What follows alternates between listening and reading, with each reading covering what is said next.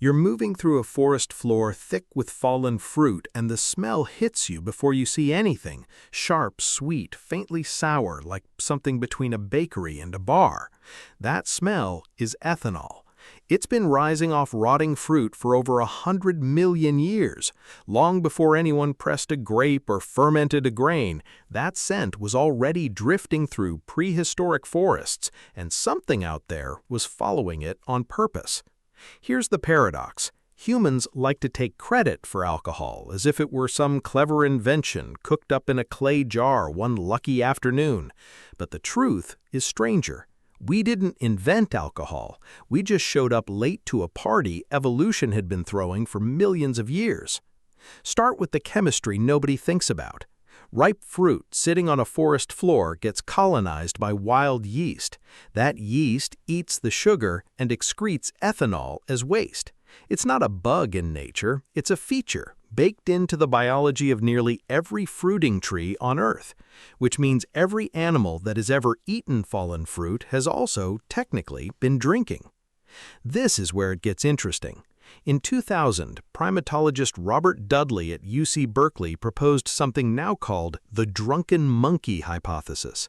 His argument, humans' attraction to alcohol isn't a modern flaw, it's an ancient survival tool. Fruit that smells strongly of fermentation is often the ripest, most calorie-dense fruit available. Animals that could smell and tolerate a little ethanol found food faster than animals they couldn't. Over millions of years, that preference got wired into primate brains, ours included. Think about that for a second. Every time someone says they enjoy the smell of a good drink, they may be running software installed by their fruit-eating ancestors tens of millions of years before a single human existed. So if alcohol wasn't invented by us, and it wasn't first tasted by us either, then who or what actually got there first? The answer isn't a person at all. It isn't even a primate. Long before primates existed, there was the pen-tailed tree shrew of Malaysia. Researchers studying this tiny, wide-eyed mammal found it feeding almost nightly on fermented nectar from the Bertam palm, nectar that regularly measures around 3.8% alcohol by volume, roughly the strength of a light beer. The tree shrew drinks this night after night and shows no signs of impairment. No stumbling, no slowed reflexes. It simply eats, moves on, and repeats the routine like clockwork. That's not a party trick. That's 45 million years of practice. Now, zoom into the machinery inside your own cells, because this is where the story turns.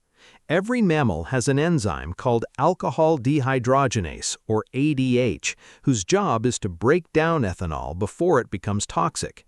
In 2015, back up in chemistry, Matthew Kerrigan and his team traced the evolutionary history of one version of this enzyme, ADH4, across dozens of primate species.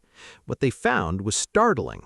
Around 10 million years ago, a single genetic mutation appeared in the ancestor shared by humans, chimpanzees, and gorillas.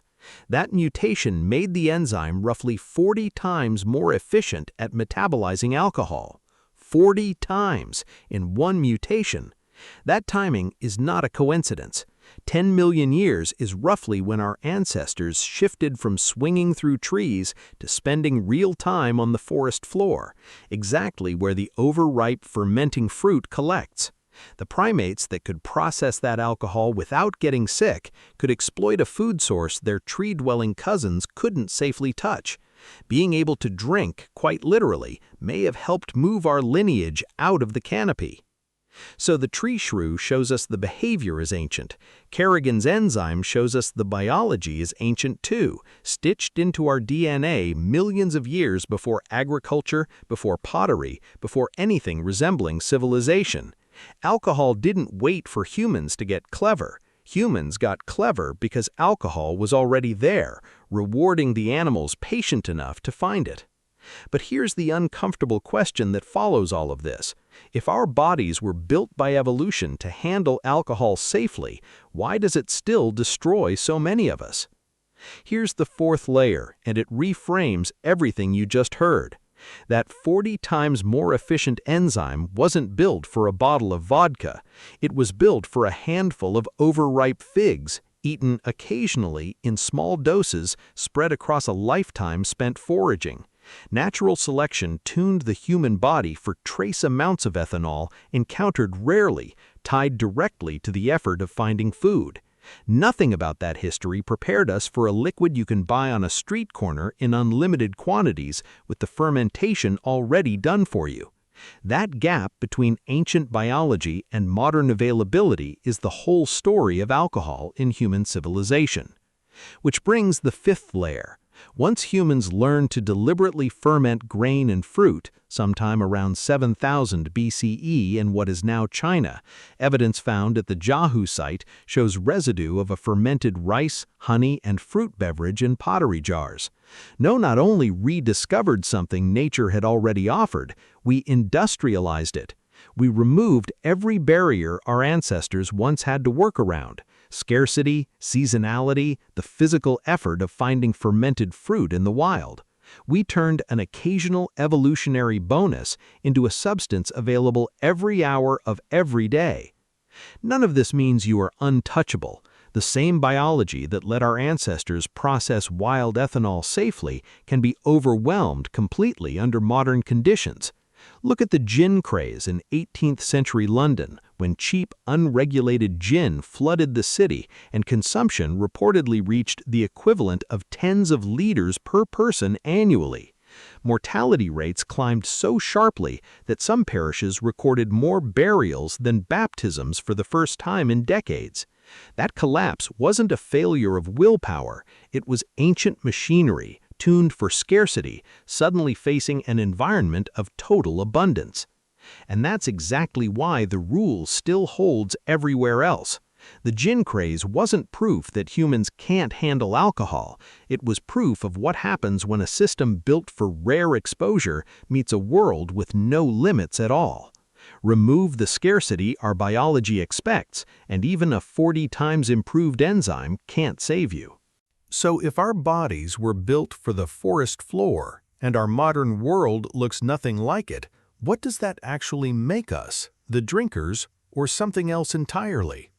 Here's the final layer, and it's the strangest one. We didn't domesticate alcohol. In a very real sense, alcohol domesticated us. The yeast that produces ethanol benefits enormously from our habits. We grow its favorite crops, protect its fermentation vessels, transport it across oceans, and defend its right to exist in law. From the yeast's perspective, humans are less like inventors and more like a spectacularly effective delivery system, built by 10 million years of enzyme evolution and finished off by agriculture. We think we're in control of the drink. Some biologists would argue it's closer to a mutual arrangement written before either species could think at all. Sit with that. A single-celled organism has been shaping the behavior of one of the smartest species alive, and it never needed a brain to do it. So go back to that forest floor, the one you stood on at the very start, breathing in the smell of fermenting fruit.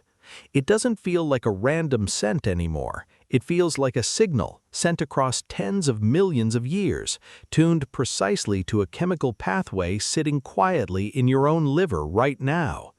Every time that smell pulls at you, wine at a dinner table, beer at a barbecue, the sharp sweetness of a cocktail, you're not experiencing a modern habit. You're experiencing an inheritance, a 40 times mutation, a tree shrew's nightly ritual, a forest's oldest trick, still working exactly as designed.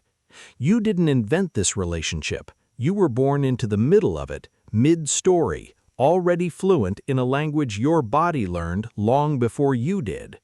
You were built to find the ripest fruit. You just call it something else now.